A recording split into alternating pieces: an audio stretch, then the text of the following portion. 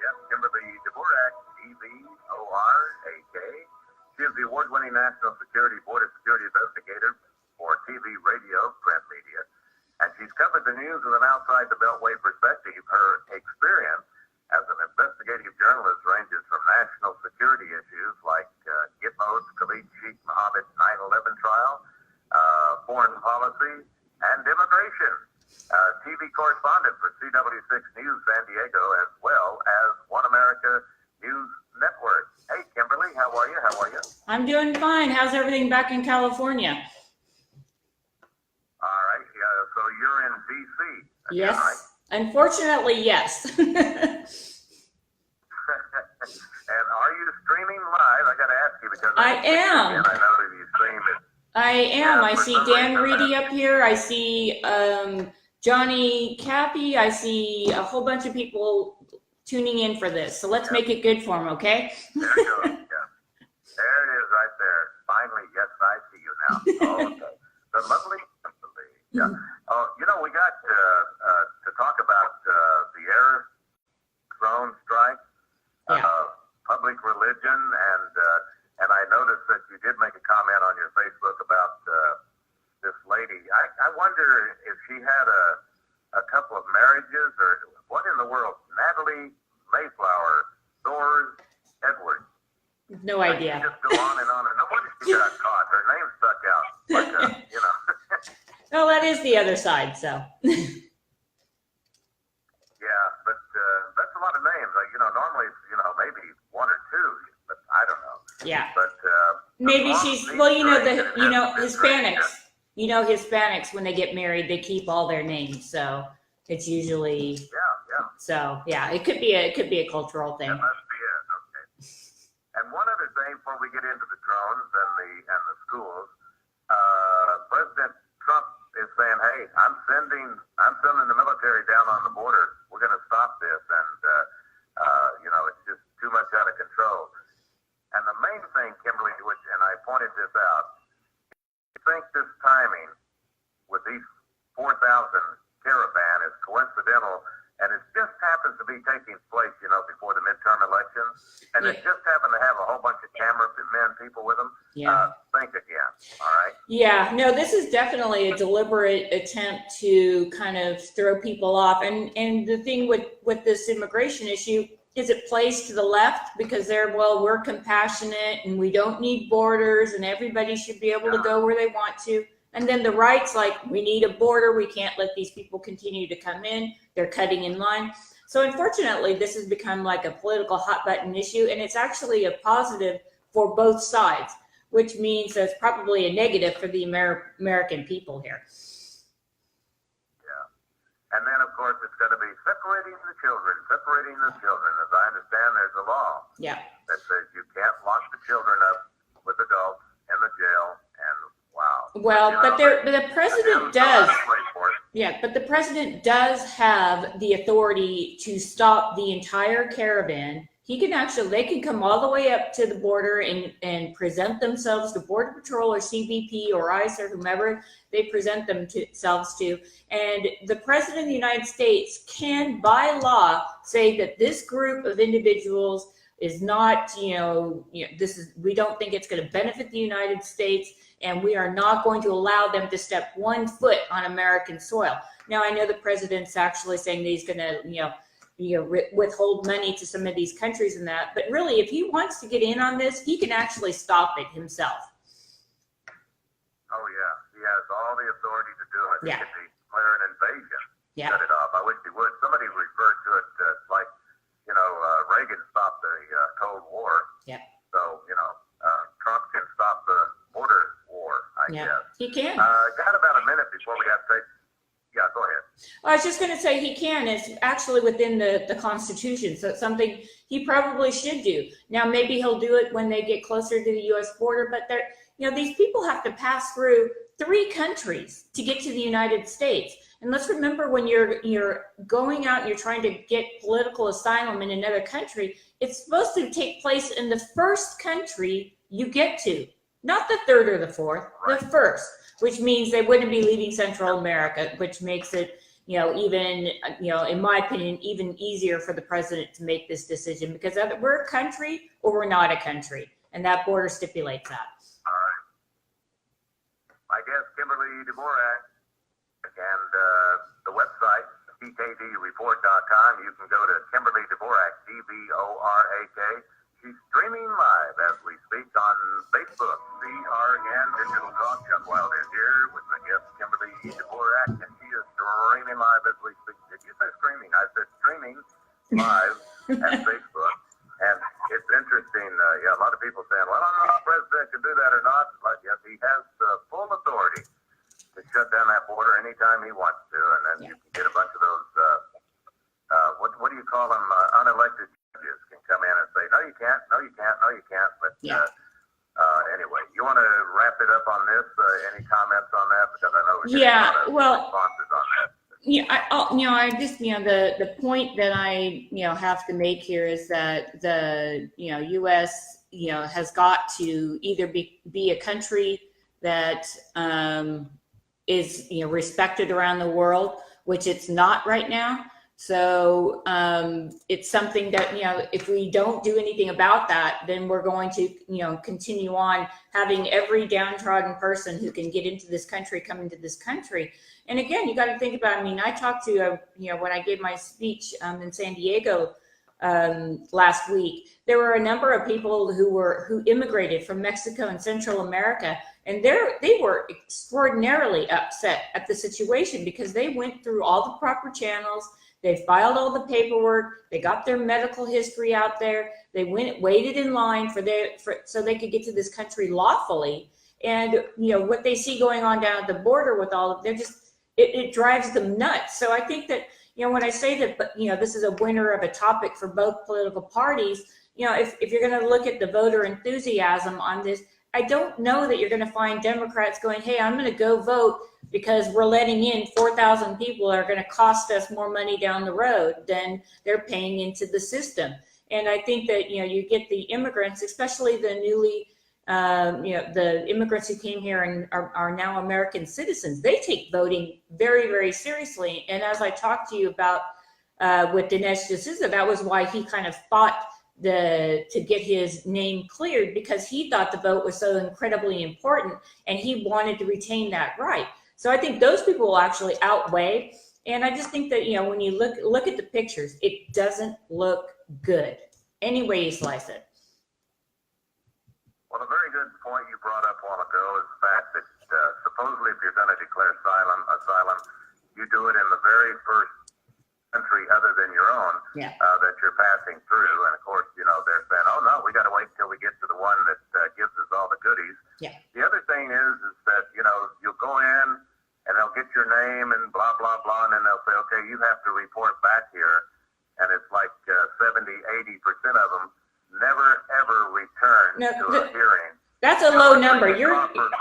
But you're being very generous with that number. The number's more like 90%. So you're being very generous with that. Most people just don't come back. They know that the United States government's not going to come looking for them. They know that once their kids, they get them into schools. And that's why they're all coming as a family unit, even though they're not related a lot of times. They're coming here. Once they get settled, then they are going to fall into the dreamer category, which, is another situation where the United States is just allowing people to come here, allowing people to stay here. There are ways to prevent them from, staying here and obtaining employment. If they can't work, they can't take care of themselves. But so far, Congress has not stepped up and actually dealt with this issue. But with these caravans and all that, the president can step in, and I think he's upset enough that he will step in on this one. All right, so you got 4,000 migrants headed straight at the border, and then we have this report, FBI Director Christopher Wray warning people that there is growing concern that ISIS and Al-Qaeda, who also have been working with the Mexican drug cartels, using drones, very clever, drop that across, saw that in one of the series on TV where they were doing that, but anyway. But the seriousness gets in, and Kimberly at the KD Report, leadkdreport.com anyway, filing this story, and when you get into all of these things that are going on, you know, they're major targets. Would you explain that? Yeah, I will. Actually, you know, I wrote about this back in 2010 when I was covering the drug cartels in Mexico. And I kind of threw it in as a throwaway line at the end of the story. And it was kind of right around the time when, you know, all of these people in the Middle East, they were going to wedding parties, and then the drone strikes were coming and wiping out the entire family. And so I kind of made a point that, you know, here comes El Chapo. He happens to be crossing the border. Of course, he's in custody. I realize that, but the story at the time, he wasn't. That he decided to come over to America through one of the tunnels, and he went to a family wedding. And Mexico decides that they have a drone, and they decide they're going to take him out. However, it's going to take out some American citizens, but you know, that's just the way it goes. I kind of joked about something like that happening in the U.S., but in all actuality, it's actually becoming more of a reality. And if you talk to Border Patrol agents along the border, especially in California, they're getting hundreds of drones coming across the border every night. And by state law, they are not allowed to shoot those drones out of the sky, and they're not allowed to tamper with them in any such way. And if you imagine the terrain is difficult, so they're not going to get to where it is that it's dropping, and presumably it's dropping drugs. But I had one of my Border Patrol guys really actually sent me an email yesterday, and it actually really alarmed me. He said, imagine the cartel, you know, filling up one of those drones with fentanyl and then dropping it over a sporting event. He said, that's what scares me more than anything else, because these people, they don't care. And the terrorists will pay them money to do something like this. And that's actually that. I mean, I didn't even think of that, but I was just like stunned that something like that could actually happen here. Yeah, you know, ever since they've been using drones, you know, to cover these NFL football games, It's been in the back of my mind. And like you say, state, local officials claim the consumer drones don't violate the law. So I guess consumer, that's the drugs. Yeah. Okay. I don't know what they're thinking. But then you say, on the other hand, federal laws prohibit personal drone flights 1 hour before an event until its conclusion. And I'd never known that until I read your report here. Yeah. And the administration prohibits unauthorized drone fly traffic from flying within 3 nautical miles up to and including 3,000 feet above ground level of any stadium that has a seating capacity of 30,000 more people. Yeah. Whether it's Major League Baseball, National Football League, Division I football, you know, whatever it is. Yeah. And 30,000. Yeah. Now, you don't want to be humorous about this, but you know, with the kneeling and the turnout is way down on football games, watch out, because you know you're not going to reach your 30,000. And the other thing, scary. yeah. Well, I was going to say, and the other thing that's just really concerning here with this, you know, the possibility of the drone strikes is that, you know, local law enforcement can't do anything about it. So if you have, you know, someone, they see a potential threat headed towards a stadium, by the time they get a hold of like federal authorities and they're able to step in, they could have done damage already. And just the sheer fact that Border Patrol is overwhelmed by the numbers. They are just they cannot even keep up with the low flying drones. And primarily they're delivering drugs, but it doesn't take a lot of thought to kind of think that somebody could, I mean, we've seen drones with firearms on them. We've seen some people on YouTube make them up and, you know, with the ability to shoot a firearm. Well, you take that a step further, and you got to believe that there are people out there that know how to put together like little homebrew bombs. And it could be something that could be dropped over where a police station might be in a downtown vicinity. It doesn't even have to be a NFL game or a baseball game or something like that. It could just be a target of opportunity, and we have to be right 100% of the time. The enemy only has to be right once. And we've seen threats coming out of ISIS toward America more and more, and they're getting to be a lot more problematic for the United States. And I know the intel community is really, you know, working hard to curtail this, but you can't, someone somehow is going to get through eventually. I wonder if any Congress critters are working on laws, about especially to be able to shoot down a drone that comes across a national border. That should be a done deal. Yeah, Border Patrol can't. Okay. They can't. They cannot. And that to me, I was kind of, when I learned that, I was like, that just doesn't seem right. But it is. So what better way for the cartels or possibly terrorists to penetrate the border than to go right through an area where they know they're not going to have their stuff shot down? So, anyways, it's something that I would hope that local and federal law enforcement agencies are really taking a good, solid look at, and they have got to figure out a way that they can control these drones, because we're seeing more and more and more of them. I see them quite often out and about lately. Yeah, and especially, when you're in San Diego, it's a lot of people use them around beaches. Yep. I've noticed, like up in here, yeah. Well, that and real estate agents. I mean, there are a lot of different businesses that would use them to, get the photos out. I mean, that they have the GoPro cameras that they use with, surfers and, all the different kinds of athletes and that. So, I mean, that's out there, but it's something that the United States Congress is really going to have to sit down and figure out what they're going to do moving forward. Unfortunately, I don't think they're going to sit down and figure out what to do until something happens, which is their modus operandi for the past 15, 20 years. So. Because you have the red flag in this article that you posted, because you were talking about Ray.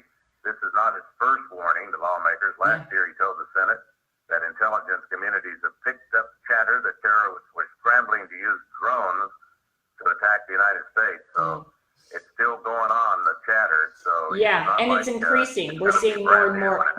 And we're seeing more and more of these drone strikes or drones coming across the border, which presumably will lead to that. And this is kind of, when I wrote about the drone strikes under the Obama administration, I kind of, was letting people know that one day other countries were going to have these same type of drones, and that would probably come back to haunt us. Now, it hasn't yet, but with the director of the FBI stepping up his rhetoric on it, then, people need to be very cautious. And again, I say this, and I know it's a trite little statement, but if you see something, say something, report it to law enforcement immediately. Law enforcement says they don't care if they come out and they investigate and nothing happens. They'd rather have that on their hands than nobody says anything, and then some sort of, bad thing happens to, residents or civilians or whoever is the target, something like this. So please, if you see these things and they're hovering, just if you think that it doesn't look right,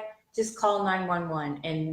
And local authorities are really waiting, and they encourage the residents in their communities to call them with this information. My guest is Kimberly Dvorak, and it's Dvorak. You find her on Facebook, and her website, the best place, I guess, is thekdreport.com. Read your articles there, right? Yeah. Okay. Now, we're going to move to another one that Kimberly filed a couple of days ago, and it was thought religion was banned in K-12 public schools. Well, not for Islam. And interesting, I had a story in my newscast today, Kimberly, about this Christian fire chief. He got fired in Atlanta. His name was Kelvin Cochran, and he was terminated from his position. He wrote a devotional book in his off time. It wasn't, like he was late getting to a fire or anything. It was when he was off duty, and he wrote a Christian book, and they fired him for it. Yeah. And so anyway, the Alliance for Defending Freedom, ADF representative, and he got $1.2 million, all right? Yeah. Now then, you think, well, you can't have any religion in school. Well, we got a couple of minutes before the break. Hold the presses, because you have, we've talked about San Diego, and Islam is I mean, I encourage people to actually go look up the story and read the story, because it's not necessarily a huge written word story, but it has all the photographs. And in this case, the pictures tell 1,000 words here. Excuse me. You've got middle school, this mom came to me, gave me the information last week, and her son is in middle school, and she didn't know the project they were working on until, I believe it was close to after it was completed. But they studied Islam, and they were learning how to write the letters in Arabic. They were learning to, what Allah was, and Allah is the only God. They did a pop-up book. A lot of this stuff is detail oriented, and it requires a lot of time. And I just looked at this. I'm like, oh, this isn't public school. No way this is happening in public school. And sure enough, it was. And people are just, the parent, she's like floored that this is what the school was trying to teach her daughter or son, and that that they're Christian, and if they were to say the word Jesus, at school, they'd probably get expelled. But, I think that educators, they're looking at like, well, we need to get people educated about the religion, so they're not so afraid of the religion, and so they can embrace the religion and whatnot. But, that's fine and dandy for a private school if that's what they want to teach. But in the public schools across this country, and as you just stated, the Christians are being, they're taken to court, they're kicked out of school, they're losing their jobs right and left. But, yeah. They hold it right there. We got to take that break, Kimberly.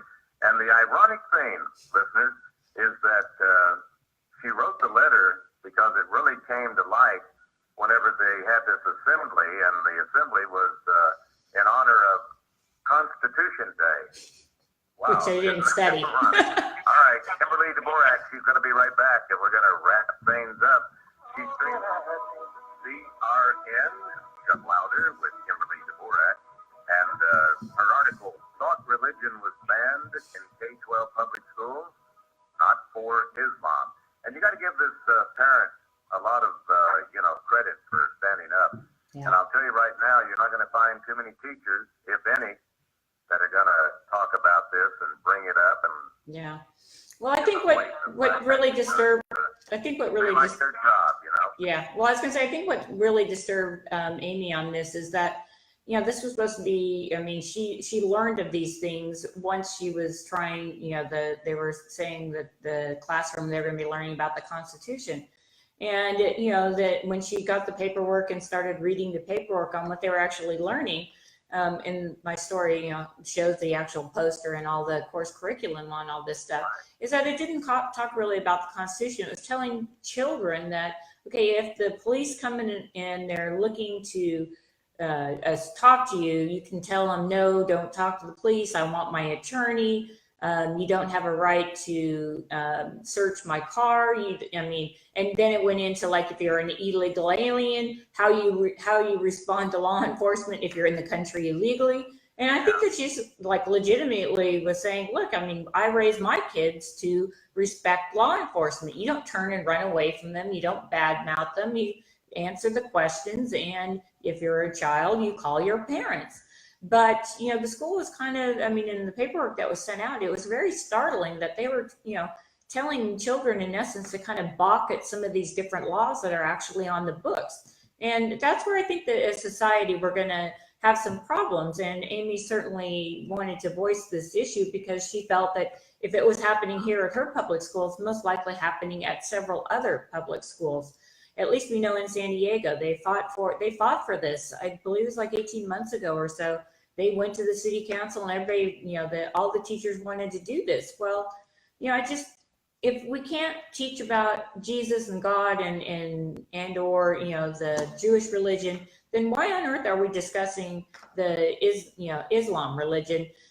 If we truly are a country that, we don't look at things through a religious prism, then that we shouldn't be allowing that. But you have to remember, and to all the listeners out there as well, America's based on Christianity. It was founded on Christianity, and anybody that tries to say that it wasn't are sorely mistaken.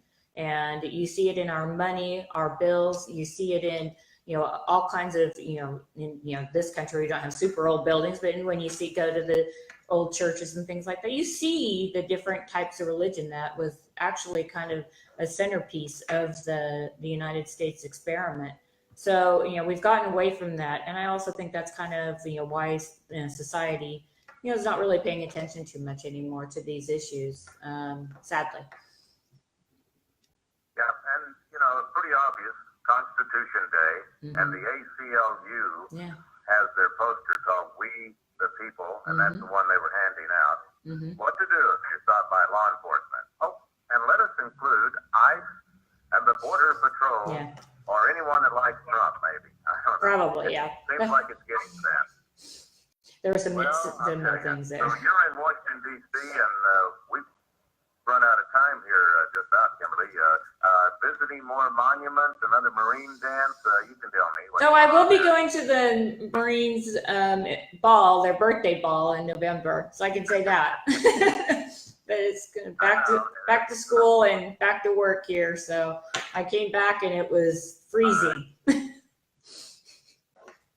boy, I'll tell you. All right, well, and happy Halloween. It's not too far away either. Yeah. Okie dokie. Kimberly Dvorak. It's DVORAK, and the KDReport.com, Facebook, Periscope, YouTube. She's everywhere. Thank you very much. We'll do it again. Thanks, Chuck.